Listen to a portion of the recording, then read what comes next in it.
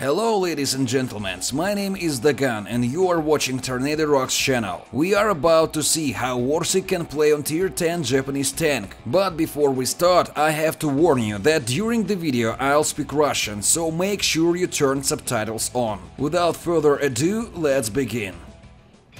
Итак, как вы уже могли понять из названия видео, сегодняшний реплей будет посвящен фантомной боли Ворсика на СТБ-1. Однако воевать он будет вовсе не в Афгане, а на всем известной карте Эль-Халуф. Хотя они в чем-то очень похожи. Но перед тем, как мы окунемся в мир безбашенных оленей и вареных раков, я хочу освежить в вашей памяти кое-какую информацию о СТБ-1.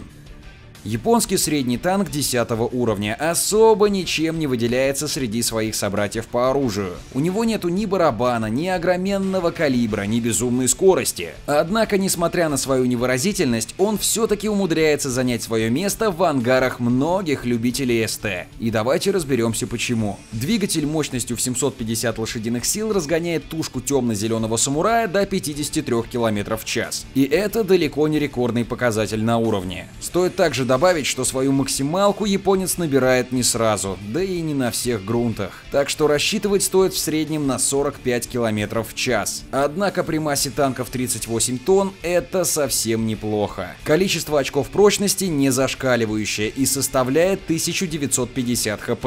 А вот тратит он их налево да направо. Круговая броня, так же как и лоб, скорее спасают от пуль, нежели от снарядов. И тут ничего удивительного. Японцы народ утонченный.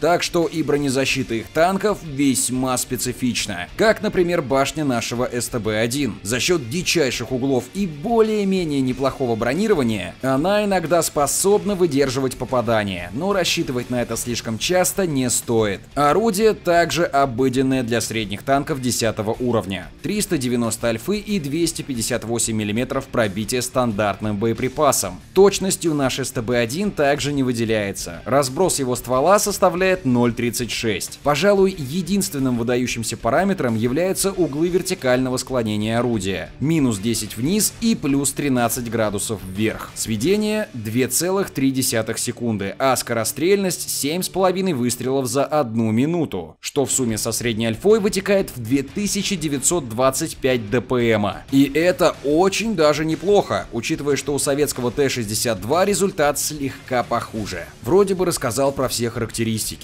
и вы могли убедиться, что СТБ-1 особо ничем не выделяется, разве что хорошим ДПМом и углами склонения. Однако быть средним во всем не всегда плохо. Эта СТ способна нагнать противника, быстро сменить фланг, закусать до смерти прорывающегося врага, при этом показывая ему одну только башню. Ну а теперь давайте посмотрим, как на этом танке умеет играть Ворсик. Ну что, настало время боя, наблюдаем мы за Ворсиком, он катается у нас на СТБ-1. Зеленый японский танк на просторах пустынного Эль-Халуфа. Да, такое можно встретить только у нас в игре. Пока идет отсчет, давайте быстро пробежимся по сетапам. Мы можем видеть, что Ворсику относительно повезло. Дело в том, что здесь всего лишь несколько десятых уровней, а точнее по 5 с каждой стороны, если я ничего не путаю. Нет, у красных все-таки, да, все-таки 5. Все остальное это чуть-чуть девяток и куча легко пробиваемых восьмых целей. Ну что, в начале боя Ворсик у нас движется по бойлинии в сторону первых-вторых квадратов. В принципе, такой дефолтный СТ-шный разъезд. Ничего удивительного не происходит. Команда зеленых тоже расползается по карте, в принципе, пропорционально. Нету никаких огромных толп в какую-либо сторону. Т-54, соответственно, обгоняет нашего япошку.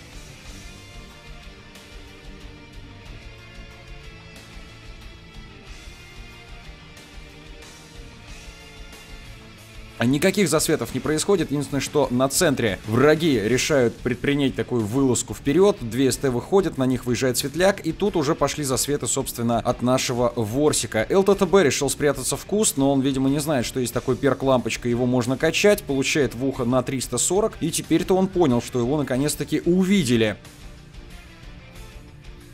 Еще одна плюшка заходит на 335, в ответ ЛТТБ плюется на 100 хп, но для Ворсика это не так больно, у него еще огромный запас зеленой полоски. Т-54 облегченная врывается на группировку зеленых СТ, получает, отходит назад. Ворсик вообще в этом бою будет просто раздавать дамаг. И еще одна плюшка в Т-54 просто по КД. Слева светится Бат Чатилион. И тут Ворсик делает неосторожные движения, выезжает вперед первым. Бат уже был наготове, и Бат ему дает неплохой такой пиндюль. Тем не менее, Т-54 первый образец все-таки решила отдаться. Прошу прощения, облегченный Т-54 решил слиться. Почему-то ему не понравился этот бой. Видимо, захотел в ангар. Может быть, мама борщик позвала покушать. Кто его знает. Следом за ним едет Т-34. Вот только что здесь проехал твой союзник. Какого черта ты рашишь именно по той же полосе? Но этим дело не заканчивается. Любопытный Е-75 также подставляет свой борт и смачно получает в него больнючий подкалибер. Тем временем наш Ворсик продолжает накидывать бесплатный дамаг. Но вот подтянулся ИС-7. И дедуля совсем недоволен тем, что Ворсик просто так за бесплатно раздает урон его команде. Т-69 попытался прострелить нашего героя, но ничего у него не вышло. Точность у 69-ки не такая великолепная, чтобы стрелять сходу, да и тем более еще высовываясь из-за бугра. И вот он сейчас пытается поиграть с нашим СТБ-1, однако не проходит пробитие у СТБшки, выезжает Дед-7, здесь подставляет Ворсик бок, ну и заслуженно получает советский ББ. ИС-7 на гусле, осталось просто его держать на этой же самой гусле, разбирать дальше, так все и происходит, союзники не позволяют ему спуститься вниз или отъехать как-либо назад, и дедуля отправляется потихонечку в ангар. Тем временем на нижнем фланге происходит абсолютное стоялово зеленых, они почему-то до сих пор не догадались, что основная масса танков красных именно на верхнем фланге, ну да и ладно. Тем временем Т-110Е5, также недовольной ситуацией, продолжает пушировать наших зеленых. Я должен отметить, что команда, с которой играет Ворсик, попалась отнюдь не раков. То есть ребята понимают, что пушить и сливаться, если на вас идет превосходящее число противников, не стоит. Надо просто откатываться назад и всем дружно вместе принимать урон. Делить его, так скажем, по команде. Подставляет Т-110Е5 свою командирскую башню, однако Ворсик первым выстрелом промахивается, но второй заходит точно в цель. Стрелять он продолжает с подкалиберных снарядов, не пришло еще время кумулятивом, да и тем более в Т-110Е5 неплохо так снаряды заходят, а он их уплетает в обе щеки.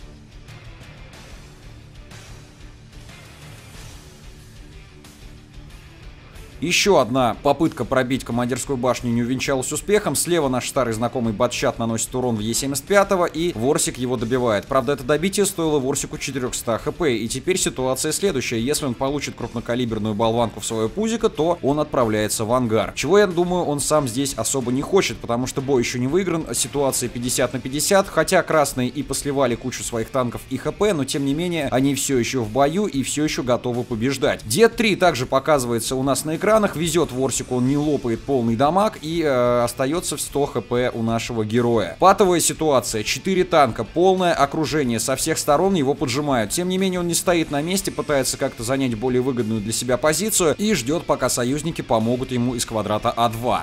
Медленно ползущие Е-75 и Е-100 все-таки потихонечку забираются наверх, и Е-75 одного минусуют. Тем не менее, Ворсик понимает, что слева также может появиться отходящий, убегающий ТТ противника, и караулит его выход. Справа два деда, ИС-3 и ИС-4, один из них уже полностью сдался, второй все-таки еще пытается убежать, но никуда, естественно, он отсюда уже не денется. Противники полностью зафейлили свой раш. Надо сказать, что на этом фланге были все возможности для них, чтобы реализовать потенциал кучи танков, кучи хп и неплохих стволов, да и тем более здесь были в основном 8 и 10 левелы, я имею в виду ТТ. Как-то, каким-то образом они отдавались по одному, рашили по одному, выезжали по одному, это и привело их к поражению, поэтому, друзья мои, смотрите внимательно, никогда так не делайте. Героический ЛТТБ из начала боя только что отдался Ваффентрагеру, и всего лишь остается найти и уничтожить последних 3 противников. Пробитый во все проекции, но все еще живой Ворсик на своем зеленом японце продолжает рассекать горячие пески Эль-Халуфа и выискивать последних врагов. А вот и Т-62. Ворсик сходу дает по нему выстрел, однако ВБР в этот раз говорит ему: хватит стрелять с вертух, больше попадать по врагам ты не будешь, давай показывай скилл, все-таки ты киберспортсмен. Но отнюдь наш СТБ не унывает, он понимает, что Т-62 в тупике и деваться ему оттуда некуда. Тем временем светится объект 704, который всю игру стоял на базе, ничего удивительного, это советская ПТ и, собственно, советские танкисты, которые их качают. Разящий Фош делает марш-бросок, дабы только добрать последний фраг, однако у него это не удастся. Т-62 забился в угол карты, Ворсик по нему промахивается, сейчас Т-62 промахнется по Ворсику, да, и как Ванга я уже смотрел этот реплей, ничего удивительного, однако непонятно, как он смог вообще дать 360 урона, оставить всего 2 хп, да и тем более как Т-62 не пробил в бок СТБ-1, это останется загадкой. Фош, зарашив низ, получил 2 раза от 704-го, 1 раз от Т-62, у него остается совсем мало хп, и теперь он будет стоять до конца боя именно там. Вот что бывает, дорогие друзья, когда вы в порыве страсти рветесь за фрагом. Ворсик потихонечку заползает наверх, видит там 704-го объекта, и все, что остается ему сделать, это 2 меткими выстрелами поставить точку в этом сражении. На этом наш сегодняшний бой заканчивается, ну а теперь давайте взглянем на результаты. Поддержка, спартанец, основной калибр 99 тысяч кредитов и 1873 опыта, плюс значок мастер. 7900 урона, при том, что Ворсика постоянно пушили, и любой другой рядовой игрок сделал бы следующее на его месте. Он бы просто убежал. Однако Ворсик не так прост. Он все-таки киберспортсмен и должен тащить даже в самых сложных ситуациях, что он нам только что и продемонстрировал. Ну а я буду с вами прощаться. У микрофона был, как всегда, The Gun. Спасибо вам большое за просмотр. Если вам понравился этот ролик, то обязательно ставьте лайк и подписывайтесь на наш канал. Всем удачи в сражениях и до скорых встреч!